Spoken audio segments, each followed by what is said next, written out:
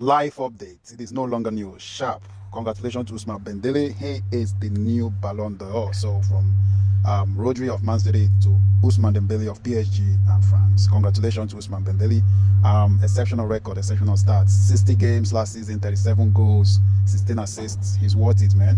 Yeah, and again, he won the Ligue 1, he won the Coupe de France, he won the Trophy des Champions, he won the Champions League, he won the UCL Player of the Season, he won Ligue 1 top scorer, he won Ligue 1 Player of the Year, and now, to crown it all, he has taken the most prestigious award, the Balon D'or award. Congratulations, Ousmane Dembele.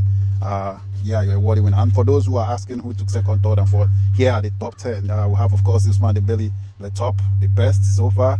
Another interesting thing is that Ousmane Dembele has never been rated, man.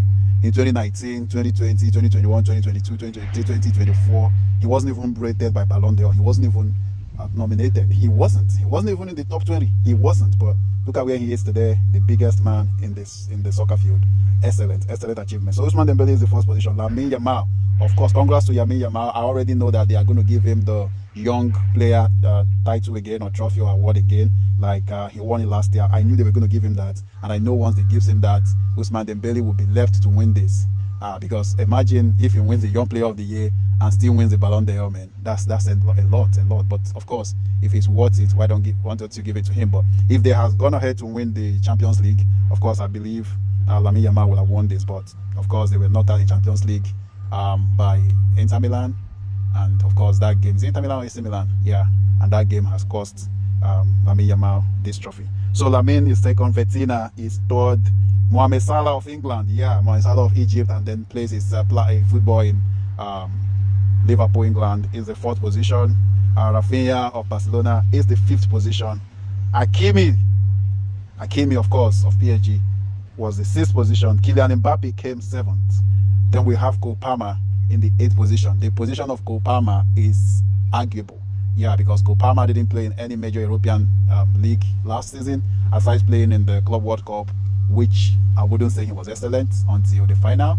So, but somehow he has found himself in the eighth position, ahead of a lot of players that did excellently well last season.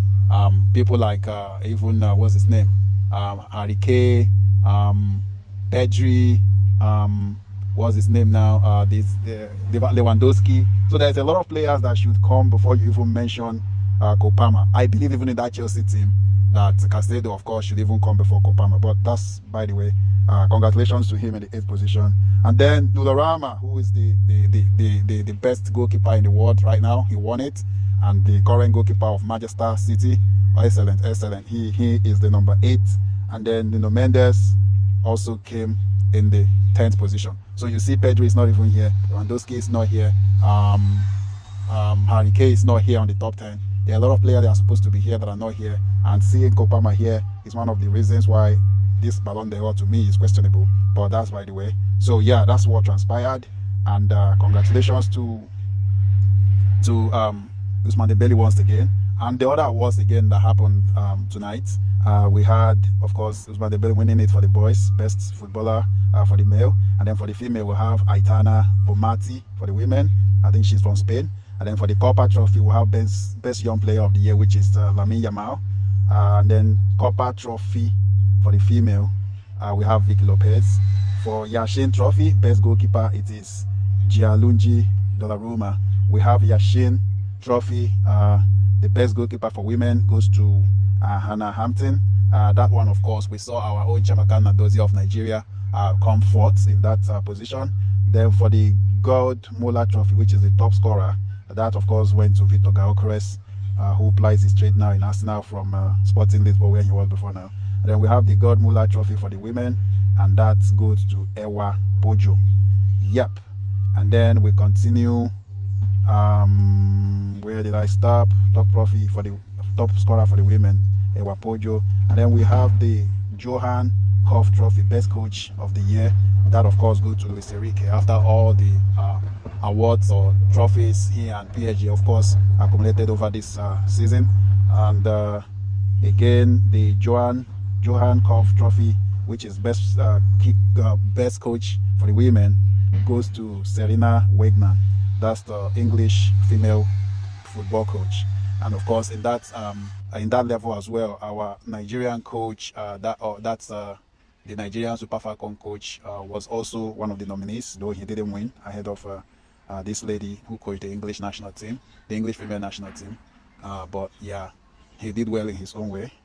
And then we now have a Club of the Year for the men. Went to PSG, Paris Saint-Germain, of course, with all the trophies they took. Then Club of the Year for the women went to Arsenal, of course. They won the Europa Champions League, UEFA Champions League.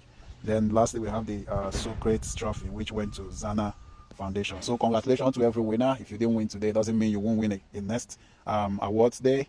For Lamine Yamal, he's still a young lad, and I know he's going to win this over and over in the coming years if he keeps his head up and do the business in the pitch, and of course do not allow a lot of media and women and a lot of scandals to derail him from the path. And for the females, even the one that came second, I know she was disappointed. Again, yeah, it's not the end of the world. Like I said earlier, Ousmane Dembele was not rated from 2019 to 2024. He wasn't rated by Balon D'or. He wasn't even nominated. But all of a sudden, Ousmane Dembele is here, and he's here to rule. He is the best player in the world, of course, in the male, and undoubtedly the female category as well, because of course the male category comes the toppest, and every other person who is best is under the male. So congratulations to him, and I am glad that female football is also coming up speedily and doing fantastically well. A lot of us can now sit down and enjoy female football, and we hope a lot more of this will come. There'll be more competition. I think everyone who watched today's award will believe that the organizers actually tried. Aside from the fact that a lot of people will have issues with the top 10, but again, generally, at least you're happy that the person whom majority think and thought deserves the award actually got the award. I actually made a video earlier before he was even called the winner. I made a video like an hour or two ago, and I said categorically that this award, of course, belongs to Ousmane Dembele, and I am happy and I'm justified that not just me who saw that, a whole lot of soccer professionals out there, journalists and all that, and coaches saw the same, and they have voted for this young man to be crowned the king of football. Congratulations, Ousmane Dembele. More wins, and not put your leg off the pedal. No injuries. Go play and win. And while this Ballon d'Or was going on, Marseille actually defeated PSG. Yeah, in their first loss of the season. Again, this is why a lot of PSG players were actually in attendance in the event. Thank